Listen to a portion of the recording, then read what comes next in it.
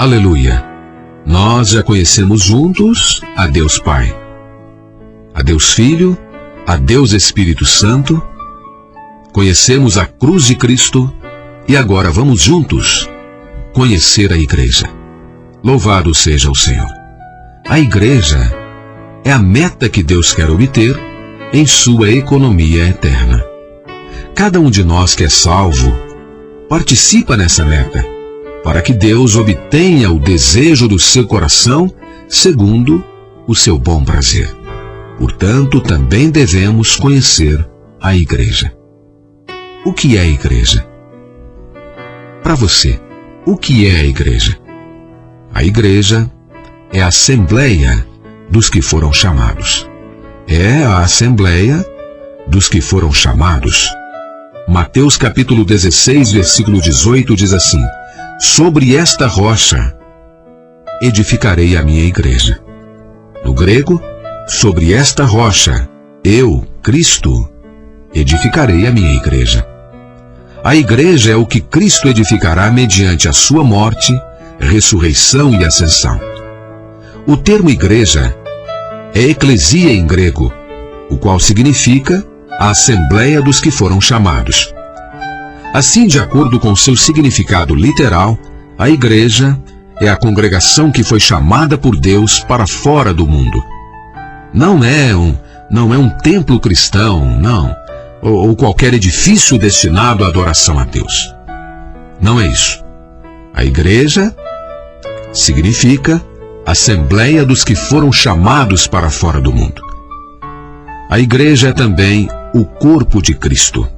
Efésios capítulo 1, versículos 22 e 23 diz assim: a igreja, a qual é o seu corpo, a plenitude daquele que a tudo enche em todas as coisas.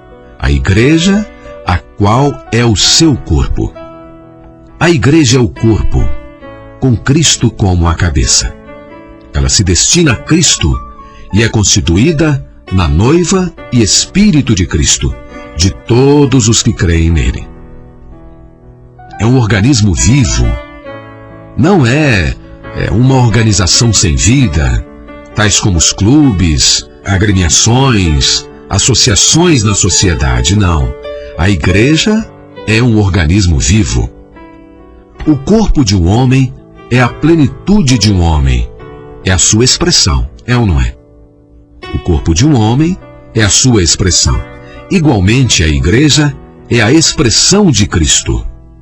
Visto que Cristo é aquele que é ilimitado, extensivo e que a tudo enche em todas as coisas, ele precisa de um grande corpo para ser a plenitude de si mesmo, que a tudo enche em todas as coisas, para expressá-lo em todas as coisas.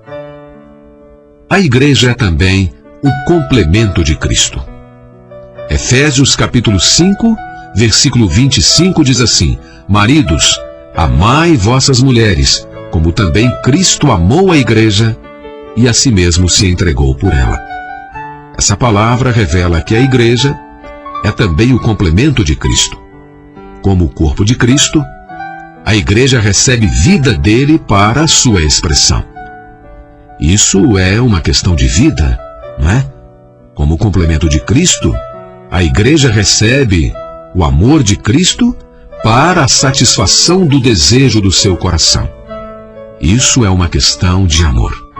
Louvado seja o Senhor. A igreja é também a casa de Deus. 1 Timóteo capítulo 3, versículo 15 diz: para que fiques ciente de como se deve proceder na casa de Deus, que é a igreja do Deus vivo, coluna e baluarte da verdade, ou da realidade.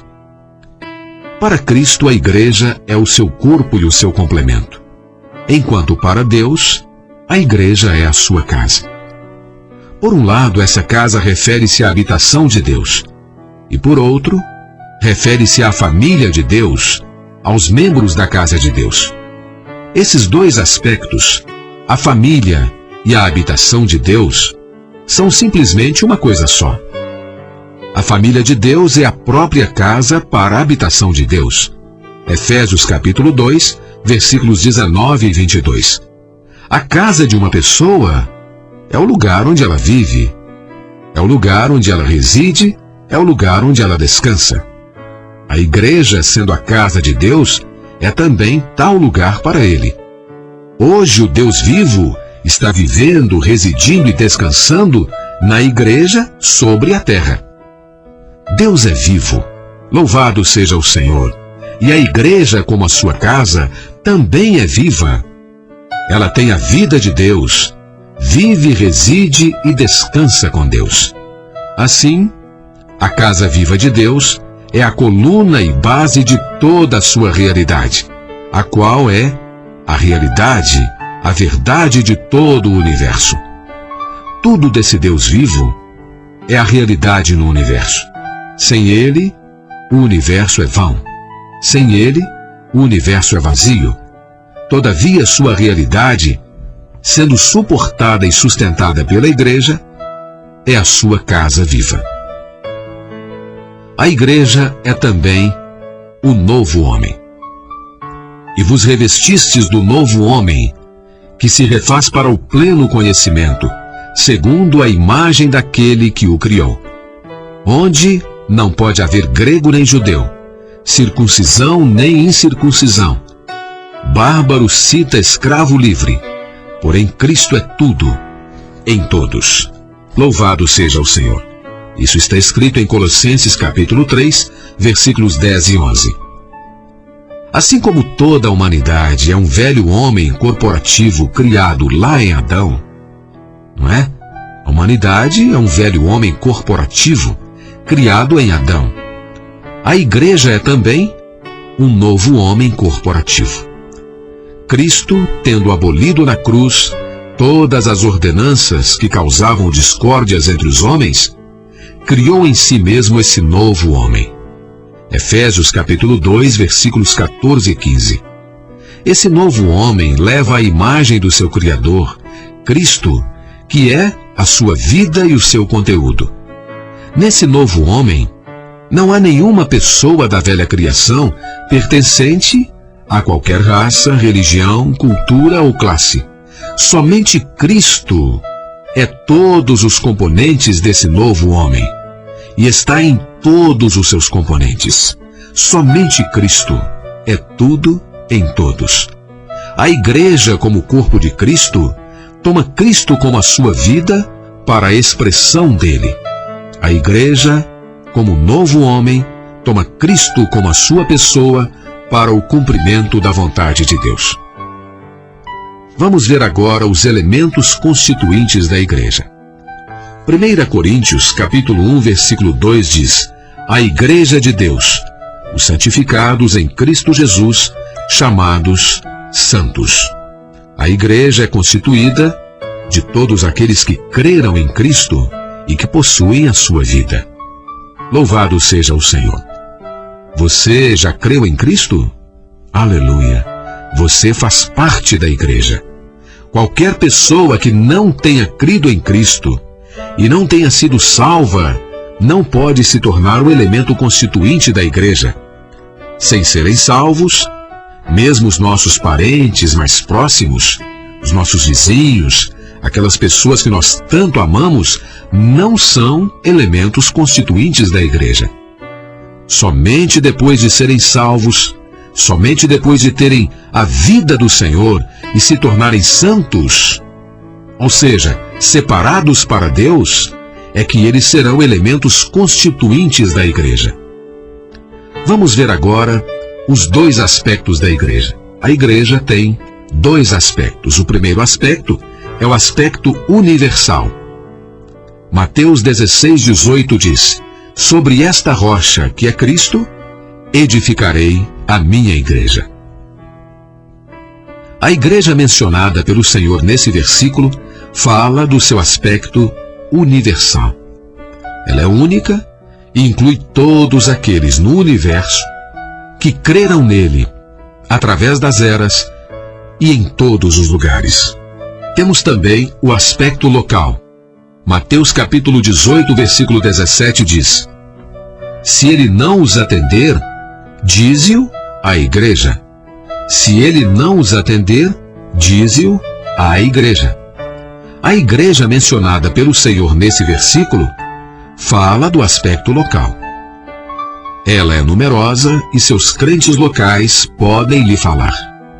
Segundo o aspecto local da igreja, a igreja aparece em todas as localidades. Cada igreja local inclui somente aqueles que creram em Cristo naquela localidade. A igreja não tem nenhum nome especial. A igreja é única e não tem nenhuma necessidade de nomes especiais.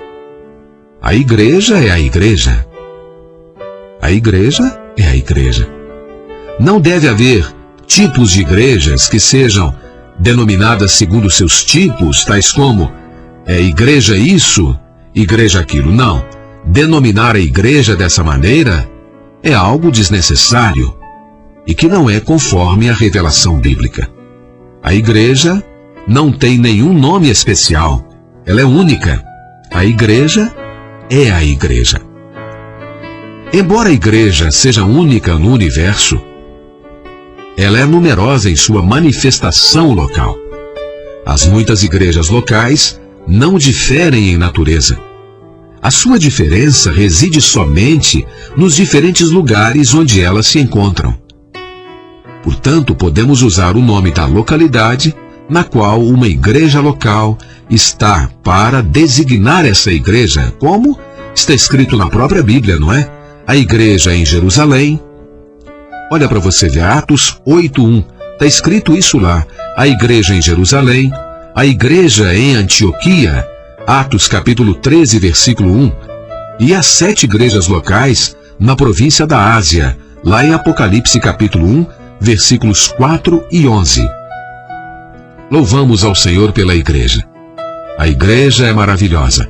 A igreja é o corpo de Cristo. É o complemento de Cristo. A igreja é a noiva de Cristo. Louvado seja o Senhor. Nós que cremos, fazemos parte desta gloriosa igreja.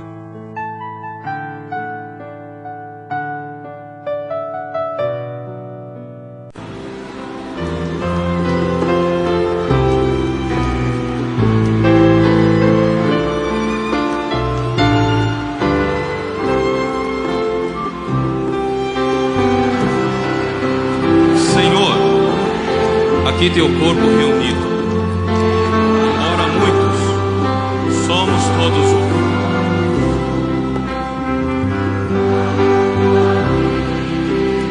A tua vida nos tornou teus membros, e nessa vida somos todos um.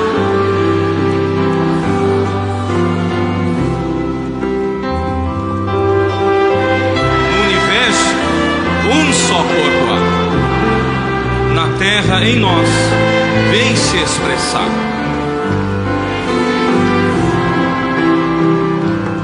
Nesta cidade, todos o verão.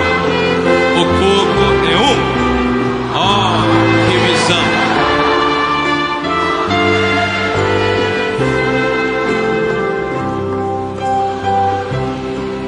Um pão aqui teu corpo simboliza, partido para sermos a porção.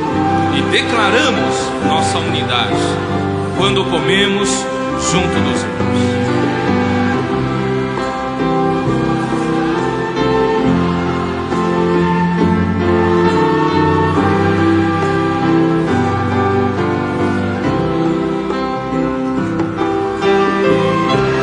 No universo, um só corpo há.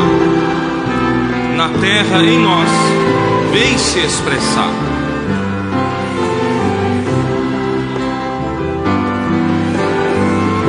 Nesta cidade, todos o verão. O corpo é um. Oh, que visão!